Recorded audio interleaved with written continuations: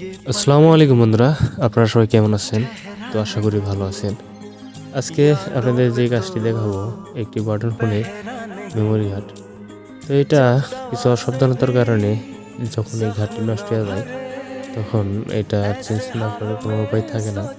তবে মেমোরি ঘাট চেঞ্জ করার কাম খুব কমই, যখন মেমোরি ঘাটটি খুব কমও নষ্ট হয়। এটা আমার এক চাচা নিয়ে এসেছে সার্ভিসিংয়ের জন্য।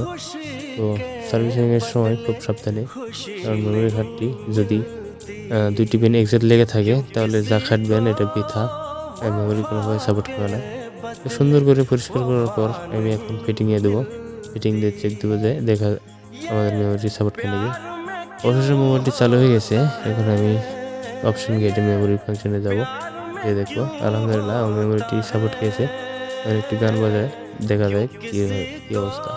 এই ছিল আজকের ভিডিও। এরকম নিত্য নতুন ভিডিও পেতে আমার চ্যানেলের পাশে